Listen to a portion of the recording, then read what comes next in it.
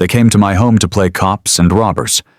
Two of them, standing on my porch, were presenting a ridiculously laminated piece of paper they called an arrest warrant. Their leader, a man I would soon come to know as Arthur Sterling, watched from my driveway with the smug satisfaction of a king surveying his fiefdom. Before we dive in, which country are you watching from? Comment down below. They thought they were serving a warrant for a minor HOA violation. What they were actually doing was giving a sworn federal agent probable cause to dismantle their entire pathetic, corrupt world.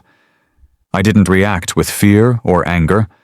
I simply looked at them with the detached precision of a predator sizing up its prey. Their tactical belts were cheap nylon, the kind you buy on Amazon for $20. The holsters were ill-fitting, causing their sidearms, likely airsoft replicas, to cant at an awkward angle. Their stances screamed police academy washout. They were bladed incorrectly, putting them off balance, a rookie mistake that could get a real officer killed. The pseudo-legal jargon on their fraudulent warrant was even more laughable. Violation of Community Covenant 11.7b, a warrant for community detainment for non-compliance with board mandates. I almost chuckled. This wasn't a warrant, it was a felony document. By presenting it, they were committing conspiracy to commit unlawful restraint, a direct violation of 18 U.S. Code Section 241. But what this disgraced ex-cop and his two wannabe enforcers didn't know was that their target was the senior agent from the FBI's Critical Incident Response Group. I was the man the government sent in when things went catastrophically wrong. And for them, things were about to. I'd moved into this quiet, tree-lined neighborhood seeking anonymity, a respite from a world of calculated violence. For 15 years, my home had been the sterile, high-pressure environment of the FBI's hostage rescue team, the most elite tactical unit in all of American law enforcement. They called me the surgeon inside the bureau, not because I was a medic, but because I was known for my ability to surgically dismantle criminal organizations with terrifying precision. My last operation before taking this quiet assignment was the takedown of a radicalized militia that had seized a federal courthouse in Montana, taking a dozen hostages. While other teams were planning a dynamic entry, I spent 72 straight hours as the lead negotiator, building a psychological profile of their leader, exploiting the fractures in his command structure, and ultimately convincing half his men to surrender without a single shot fired. When the time came to make the final breach, I led the entry team myself, neutralizing the remaining hostiles and securing the hostages with 0 civilian casualties. That was my world. A constant tightrope walk between complex negotiation and absolute violence. I thought I'd negotiated with terrorists who had bombs strapped to their chests. Surely I could handle a petty tyrant with a clipboard. I had grossly underestimated how deep his corruption ran. My file at the bureau is 3 feet thick and mostly classified. This HOA president, Arthur Sterling, was about to find out exactly what it takes to earn a file like that. My new neighbors knew nothing of my past, and that was by design. I was just Mr. Thorne, the quiet man in the corner house. But there were tells, if you knew what to look for. A local police detective who lived a few houses down saw me one day at a community barbecue. He froze mid-sentence, his eyes wide. He'd recognized my name from a federal briefing years ago on advanced interrogation and negotiation tactics. His entire demeanor changed instantly from casual friendliness to a visible, professional deference that bordered on fear. "You're that Agent Thorne," he'd stammered, his voice full of an awe that made me uncomfortable. He knew. And now, Arthur Sterling was about to learn the hard way. Sterling was a cancer on this community. He was a disgraced former police chief from a neighboring county, forced into early retirement for a string of civil rights violations and a particularly nasty evidence tampering scandal. He used his severance package to buy a house here, and with the cunning of a seasoned predator, he seized control of the HOA board. He ran the neighborhood like his own private police state. His security company, Sterling Protection, LLC, was an unlicensed, uninsured sham he used to funnel HOA dues directly into his own pockets. He had a crony on the inside, a corrupt captain in the local sheriff's department who ensured that any and all homeowner complaints against Sterling's operation were conveniently lost or dismissed without any investigation. He had created a perfect pocket of lawlessness, a system designed to crush anyone who defied him. I'd heard the stories. I'd spoken with a young family who had lost everything. They installed solar panels on their roof, fully approved by the city and the power company, but deemed aesthetically non-compliant by Sterling. He unleashed his thugs on them. They were harassed daily. Their cars were towed for being parked an inch over their own driveway line, and they were buried under thousands of dollars in fraudulent fines. Sterling slapped a lien on their house and forced them to sell at a catastrophic loss to one of his friends on the board. This wasn't just a bully enforcing rules. This was a seasoned criminal using his knowledge of the system to destroy lives for profit. His harassment started with letters. It was about to escalate to a direct physical confrontation with me. That would be his final, fatal mistake. He forgot one critical rule of the wild. The system always has a bigger predator. The day after the warrant incident, I transitioned from passive target to active hunter. I didn't use Google. From the secure, soundproofed office in my basement, I used the tools of my trade. I ran Arthur Sterling and his two thugs, a pair of low-level criminals named Dean and Wallace, through the National Crime Information Center and the Law Enforcement National Data Exchange. The results were illuminating. Dean had 2 prior arrests for assault, and Wallace had a juvenile record for breaking and entering. But Sterling's file was the prize. I found what I was looking for: the sealed internal affairs investigation that had ended his career. He hadn't just tampered with evidence in a minor case. He had compromised a major federal narcotics investigation, an act that bordered on treason against his own department.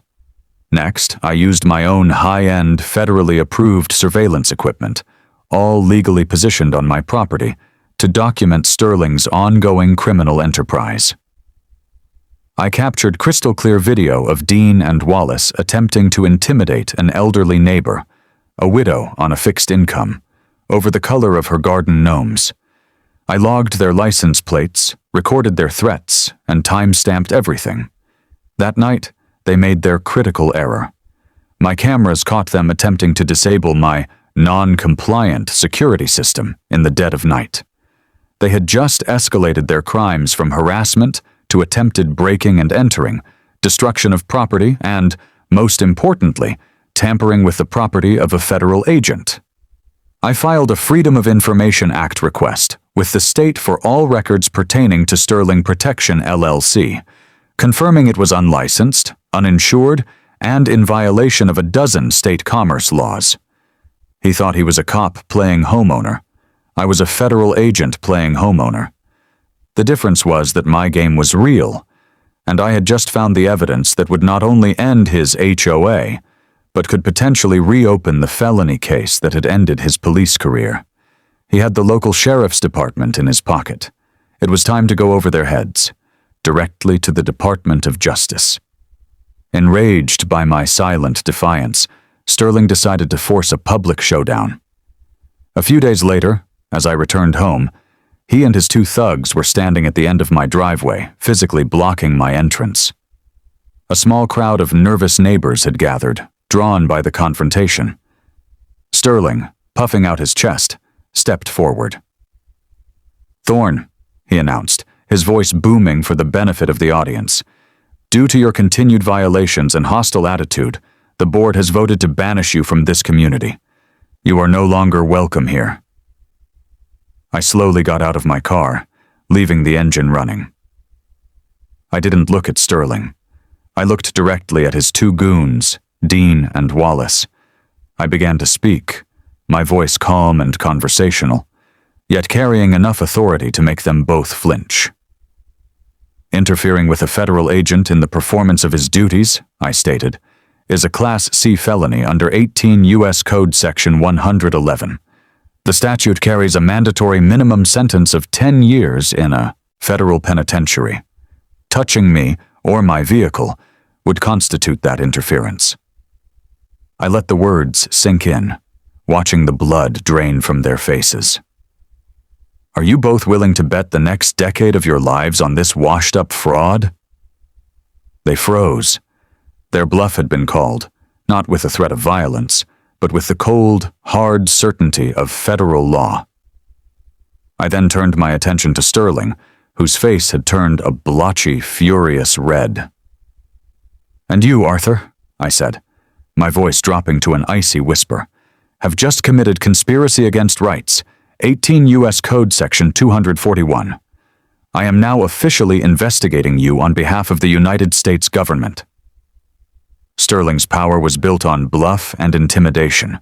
I had just called his bluff with the full weight of the federal government. His little kingdom was about to be wiped off the map. He began to sputter, to shriek about his authority, about his rules. I calmly pulled out my phone, turned my back on him, and made a call. "This is Agent Thorne," I said clearly. "I have an active crime scene at my location. I'm requesting the immediate dispatch of the local field office. Now." The retaliation was swift and systematic. My call wasn't just to the local FBI office. I transmitted my entire compiled digital evidence package, the videos, the financial records, the sealed IA file, the sworn affidavits from other victimized families, directly to the Department of Justice's Public Integrity Section in Washington, D.C. I flagged Sterling as a corrupt former official actively engaged in a criminal racketeering enterprise.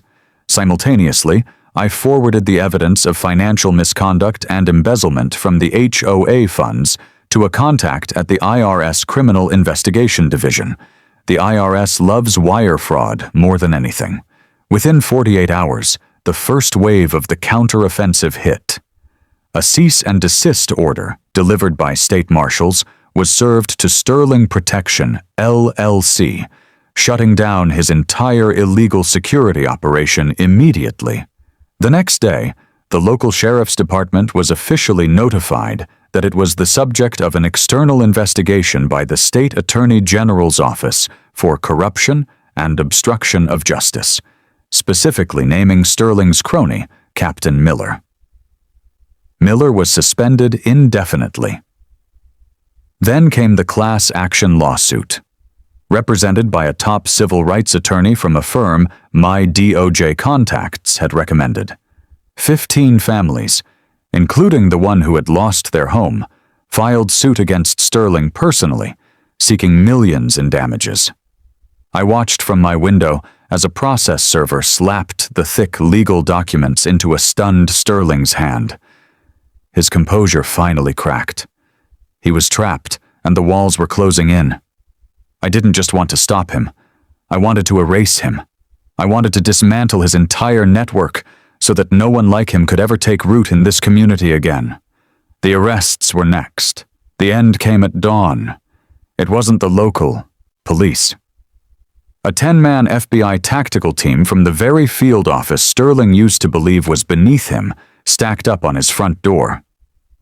They didn't knock. They used a battering ram. The arrest made the state news. The headlines were brutal.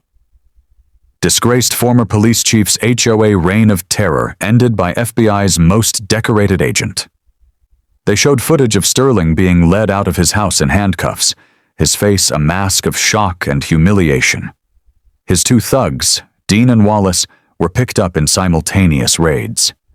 Captain Miller was arrested at his desk at the sheriff's department. The charges were severe.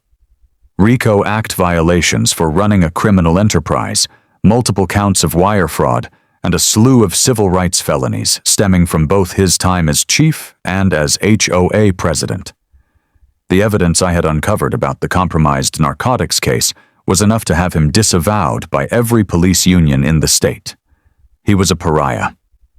By court order, the HOA was dissolved. It was reformed under a new charter, one that I helped the civil rights attorney draft, ensuring transparent governance and protecting homeowners from any future abuse of power. Sterling's assets were seized. The first family to be made whole was the one who had lost their home to his greed. They were fully compensated, enough to buy a new and better house, free from the shadow of his tyranny. The neighborhood healed. The fear was gone, replaced by a genuine sense of community. A few months later, at a neighborhood block party, the detective from down the street came up to me, a look of profound respect in his eyes. "They're calling you the surgeon on the force now," he said quietly, "because you didn't just cut out the cancer, you saved the patient." I simply nodded, watching the children play freely on the street, their parents laughing without a trace of fear. My mission was finally complete.